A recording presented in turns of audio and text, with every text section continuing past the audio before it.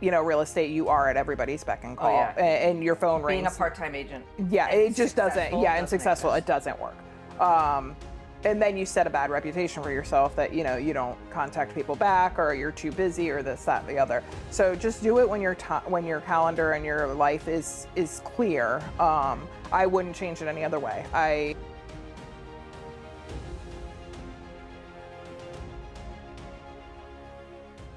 Welcome back to the Dispatch on Purpose. My name is Amy Dahl, and I am excited to welcome you to my living room. This podcast, we talk about wealth building, generosity, and family success, and we are happy that you're here to join us. We took a break for summer for a couple of weeks and spent some time with the kids and the family, and now we are back full swing. I'm super excited. How appropriate, where we talk about family dynamics and family success, to welcome my sister, Melissa Humpert, to the show. Welcome to my living room. It's the first time you've been in here with bright lights and white chairs, right? Yes. So I'm going to ask you all kinds of questions today so that our viewers get to know you and our audience gets to know you. And we're going to talk about your background, and I'd love to talk about how you joined our real estate team and what brought you to the team. So tell our viewers and our listeners who are listening a little bit about yourself. I'm a mother of 3 who decided to stay at home while their kids were young. And then when my youngest graduated, I decided it was time to get out of the house and start working another business. Okay, well, let's go backwards. So you are the youngest of 3 girls, because we have a middle sister who's in medicine. Yes. And you're an entrepreneur at heart, because when you decided to stay home with your boys, you couldn't just stay home and be a stay-home mom. No. If you were going to stay home and watch your kids, you opened a daycare. Yes. And So you I was ran a working daycare for how many years? For 22 years. I was working at a commercial daycare when my dad our dad, had a listing down the street. And I remember day like it was yesterday, he came home and he said, "Hey, I'm putting a listing on the market, and she runs an in-home daycare. Is that something you've ever thought about?" And I said, "Well, yeah, of course. I would love to stay at home with my kids." And I didn't have any kids at the time, but I knew that I wanted something, more flexible when I did start to have kids. And I walked over to her house, literally, and talked to her. And she said, "Hey, I'm leaving in a month, and I would love all of my daycare children to go to the same place." And I was open 2 weeks later and took all of her kids and started. That's amazing. And then you had children of your own. Yeah, started. I don't remember started that. daycare September 3rd of 2002. Opened up my doors, and then had my oldest son November 11th of 2003. I did not realize. See, you learned something new even on the podcast. I didn't realize I was away for the Navy at the time, so I wouldn't have realized that you opened your daycare before Matthew was born. Yeah. So opened my daycare, and then looked at my husband at the time, and they said, "Okay, no better time than now. Let's start having kids." And then you had 3 boys, just 3 like me. boys. So there's 3 of us girls. The audience should know. And all of us have boys. Nobody had girls. Yes. And so you had 3 boys. I have 3 boys. And our middle sister has 3 boys as well. Yes. 1 by marriage and 2 she gave birth to. But we all have boys.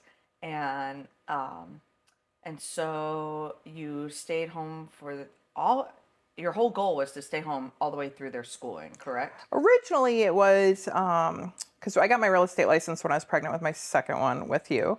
Yep, we took the class together. Yes. And I said, "Okay, I'll stay at home until they get into school. Once they get into school, then I'll be able to leave the house." And they got into school, and I was like, "Oh, wait, they're going to have homework, and they have after school sports and things Once going they got into on." grade school. Yes. And they just had more and more going on. And then I was watching you and Dad, and I was watching the hours you worked, and I said, "Not yet. Maybe they need to be a little bit more self-sufficient." Mm-hmm. So then I told myself maybe middle school. Yeah. And then they hit middle school, and I was like, I need to see who they're hanging around with. And I need to be more present. And again, I was watching you guys work some crazy hours, and the oldest was in baseball, the middle one was in soccer, and the youngest was in ice hockey. So I was going 3 totally different directions. And I was like, okay, maybe not yet. Maybe when they get in high school and they're driving. And then I even realized more the importance of, okay, I still need to be involved in their lives. Yes. So then finally when the youngest, at that point it was, you know what, I've stayed at home this long. I only have a short time left with them. So I'm going to stay at home until they all graduate. Yeah. So you were You helped throw graduation parties, and you're a rock star Yes. mom. But you ran a business this whole time, so people take the whole I stayed at home and just watched other kids sometimes for granted. But you ran it like a business, and so I get to brag on you because I'm your sister and make you feel a little bit uncomfortable on the camera. But you won all kinds of awards. I think you won a national award, didn't you? I did. Was it from Yeah. the Small Business Association? Association. Yeah. Yeah, for your daycare. And I I am super blessed. I have never taken it for granted that all of my kids through their preschool years up until kindergarten were in your care. Yeah. It's the only thing that allowed me to go back to work um, once I started having kids. It gave me the peace of mind that I got to drop my children off with their aunt Mimi, who still to this day spoils them and shows up with donuts for a podcast. Because I can set them My down on the counter 12-year-old's and nodding leave. in the background. He just ate a second donut. Yeah, because you can sugar up and leave. Exactly. But you won a lot of awards for that business because you ran it like a business. I did. You hired employees, you had agendas, you had meal plans, you were certified do you get certified through city or state with daycare? The state, yeah. State, State yeah. license. And went in front of city council when you moved Mm-hmm. in order to get a permit. You bought a larger house that you guys custom built Yep. with a room downstairs, right? With Yes. this tiny little potty for the kids and Yep. a private daycare room and a private entrance, which was awesome. It was the joke of all the contractors. They're like, who is going to be living in this room with this size toilet? That's awesome. That's awesome. So 22 years of running a daycare. Yes. And I know you tossed around the idea a lot of going back to real estate because your license was sitting in referral while our dad and I were doing real estate. And then you finally pulled the trigger in April of last year. It was March or April. March, I decided to, and I went active April 1st. Yes. And so you had a quick start to real estate. Some people I gear when I recruit brand new agents, we gear them up that it's going to take a while to get your first commission and, but here's the groundwork and laying the groundwork. And man, you jumped in with both feet. So tell the story about how you called me and said, I need to switch my license now. Well, there was a class that a certain trainer was coming to give, so I had to be active to take that class. Yeah. And I I in the middle had of a whole bunch of industry changes. yes, and I had a assistant that used to work for me that called me and said, "Hey, we just got orders. We are moving. And she knew I was getting ready to go active. She said, "When are you going active?" And I said, "When do you need to list the house by?" And she said, "In April." I said, "I'll be active April 1st." And literally on one foot, because I had just had foot surgery. Oh, I forgot that too. We were doing your photographs and trying Yes, to and I was on a peg leg. photograph you without showing you from the knee we're down. only photographed from the waist up. And did my first open house, thanks to our assistant David, who ran all the signs for me, on a peg leg. And yeah, hit the ground running. Not really. Literally, hobbling. The ground hobbling. Yes. So you call me and say, look, I need to go active like today. Yes. And I had wanted to get you in that class too. And we didn't realize we couldn't get you in that class because it was all about the industry changes. And I knew it was going to be good until your license came out of referral status into active status. And so what those who are not in real estate need to realize is that you can have a real estate license and it's basically an inactive status. When you put it in referral, you do your continuing education and pay your dues, but you can't participate in activities that involve buying and selling of real estate. So then you wanted to convert it back to active. You were current on all your education requirements, and so we have to go through our state licensing board to flip you active. Which could normally take up to 30 days. Yep. But and they did it in about 4. Yeah. So we pushed a little bit and were able to get it done, and they were very accommodating. And you listed your first house right there at the beginning of April. I did. Yeah, on a peg leg. Yes. Hobbling around and did your open house and. That was actually my second house with my open house on my peg leg. Oh, was it? Yes. The open house? My first house sold in under 24 hours. We had, I think, 18 offers on it. Yeah, it was so crazy fast. Yes. And you just have not stopped going since then. Nope. So another little not so humble brag. Missy this year was named Rookie of the Year for the Hampton Roads Realtors Association, and that is the top #1 agent with a year or less experience in the entire Hampton Roads marketplace. That's huge, huge, and so super exciting. Tell me, well, first tell me what was your biggest surprise transitioning to real estate? I think you're a second gen realtor, so you've seen the busyness, you've seen the craziness, you watched it for 20 years and Yeah. decided, I don't want to do this Yeah. yet. I don't want to jump in because when I jump in, I want to jump in with both feet. You still jumped in with one foot. But what was your biggest surprise? What's been the most unexpected part of this journey? Nothing. I would probably say the property management side of things. I just, we grew up and we had chores and we had parents that really, made us clean our bedrooms and keep our house nice and clean. So going into property management after people move out and doing the inspections and just kind of seeing that not everybody lives the same. That is a blatantly honest answer. And I like it. It is true. It's Yeah. eye-opening. I always tell you that real estate gives you home appreciation. Yeah. Like, we all kind of complain a little bit about home. It feels cluttery or it feels too small or feels a lot of things. But then when Yeah. you go out and you start showing property, you come home and you're like, oh, Ah, yes. Yes. and you're right. We Yeah. were raised by a Navy dad, so we always had chores, and my dad cleans a lot, so we clean a lot. And Yeah. we ended up being neat kids, and Yes. hopefully my kids will acquire that habit.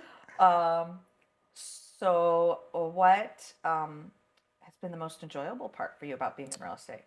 Say client satisfaction, just hearing the joy and the excitement in clients' voices, whether it's a house that we turned over from property management that we fought with an HOA for, probably a year now, that hits the market Oh, today. I know what you're talking about. And just hearing the joy in his voice. He is not local, the owner, and we've just taken care of everything from top to bottom for him. And Yeah, literally, this is a good story because that's one of my clients. It was referred yeah, to us to manage the house. His mom found me. He's in the Navy. He's active duty, and then it's a condo down by the ocean front, and we had some problems with leaking, and the association tried to blame it on us, yes, and we fought this. Oh gosh, you took up the battle.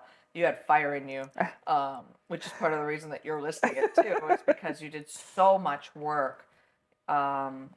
To get the association to admit their wrongdoing. It wasn't our issue. It was an yeah. association. It was a roof It was issue. a siding and a roof issue. Yeah, Yeah. a roof and siding issue. Just being close to the ocean and blowing rain. It Yep. just needed some repairs. Not a big deal, but they let it go and fought us despite lots of contractor recommendations. Yes. And so it's all repaired and fixed and beautiful now. Oh, it's And it's been gorgeous. cleaned Absolutely up and gorgeous. staged and Can't wait.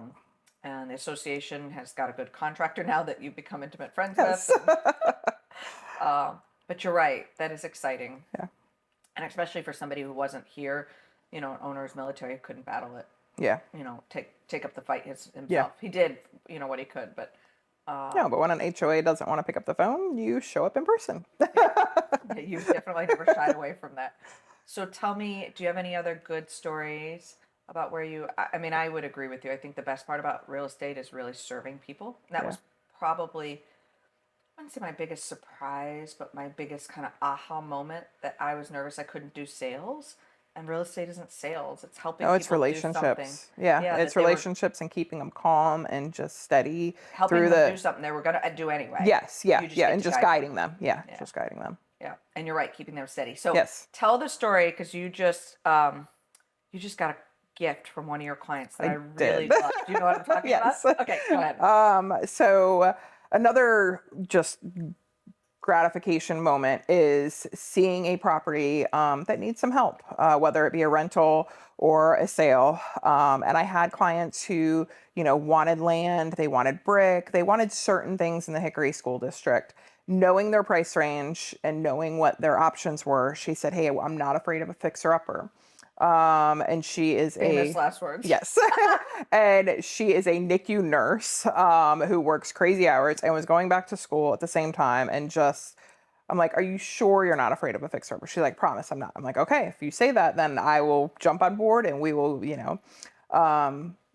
start looking." And we did, and we walked into a house that I instantly fell in love with. She was like, "Oh, I don't know," and I could I could hear the fear in her voice of a fixer-upper, and I was like, "Hey, we got this." And she's like, "Are you sure?" I was Is this a like, big house on acreage? "Yes, yeah, 3 acres, yeah, 3 3 acres with a acres pool. with a pool that needed a lot of work. But it was more than she ever thought she'd get Yes. Yeah, absolutely. because Yes. it needed repairs. Yes. Yep. And so I remember I walked in and I was like, oh my gosh, this is perfect. This is everything you wanted.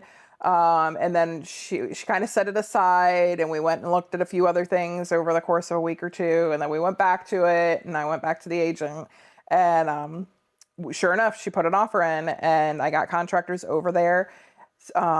And got bids and got the work rolling, and we ran into some issues, a support beam, things that you typically could run into, nothing, major or surprising.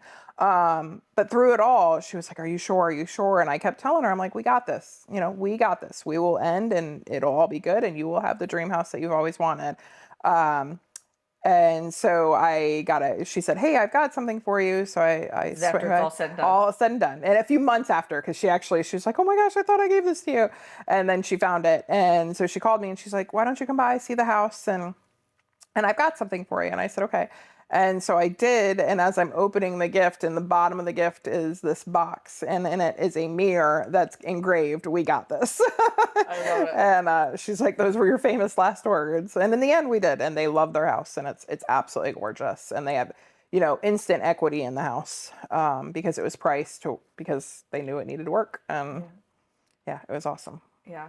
You've really hit the nail on the head, because it's not about the commissions. Yeah. So if it was about the commissions, you'd be sale and done, and Yes. let them run with it and give them a couple names to move forward with. It's the relationships that you build, and that person and other people have sent you multiple referrals from that, which then creates a snowball effect that you just keep servicing people's friends and their family members and their loved ones, and it just goes from there.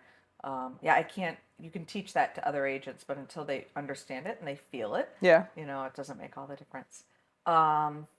So we talk a lot about goal planning here. What's one of your goals this year? It can be personal or professional. What do you want to do? I have a goal to put in a pool at the house. Because you have Just grandkids now. I was gonna say for the grandkids. How many grandkids? And so 2, 4, 6, and one on the way. Oh, Yes, who's 2? Catherine. I didn't know that. Yep, in October. So with the little girl, and she has a little boy right now, so she's very excited. Nice. This is her stepdaughter. Yes. So I want to make my own personal home a place where my own kids are going to want to come back to now that they're all over the world, literally. And just a place that we can, spend time together and enjoy.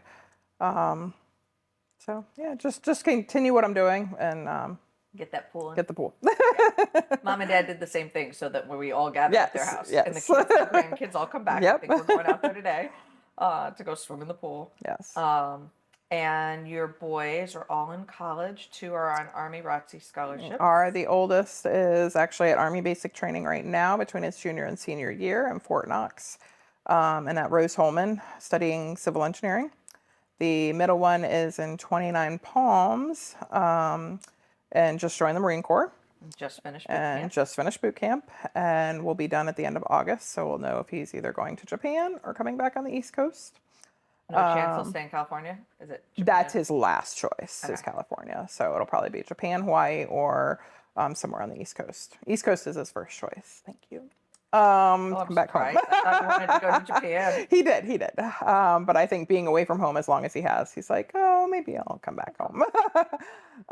And he heard we might be getting jet skis. So he's like, Mom, I could come home on the weekends. And I'm like,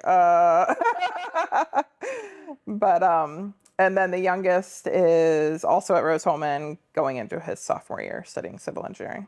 Nice. A couple of engineers, and all of them continuing the tradition of service, because your husband served in the Navy as well and retired, like Derek and I.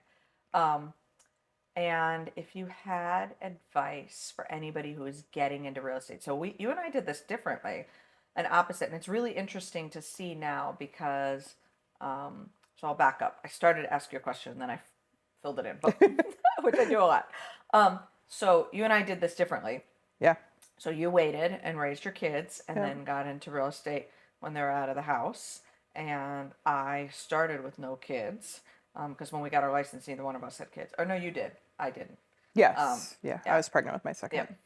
And I did this with no kids, built the business till it was crazy busy, and then have been doing it now as I'm navigating the road of motherhood. So it's different perspectives. Yeah. And you're right. You watched it and said, it's too busy and it's not my priority right now and I don't want to step in. And I was already in it Yeah. and said, well, I don't know how to step out. So I've had to hire a lot of help. And then Derek now stays home with me, which we've talked about on previous podcasts. But if you had to give advice to somebody who was thinking about getting in real estate, what would you tell them? Just to make Especially a sure, mom. I was going to say, to make sure it Geared towards a supports mom. their family lifestyle. Of a mom of 3, I know whoever might be in the midst of raising kids, they're like, oh my gosh, I just went out of the house. I just went out of the house. It goes by so fast. Treasure every moment. Put your family first. And if that lifestyle supports your family, great. But don't give up your family time. Don't give up your time with your kids for a career that's going to take up a ton of time, because literally, real estate, you are at everybody's beck and call. yeah. And your phone Being a rings. part-time agent. Yeah, and it just doesn't. successful Yeah, and doesn't successful, it exist. doesn't work. And then you set a bad reputation for yourself that, you don't contact people back, or you're too busy, or this, that, and the other. So just do it when your calendar and your life is clear. I wouldn't change it any other way. I love the fact that I set my own schedule and my schedule is free now and I can fill it because the kids aren't at home.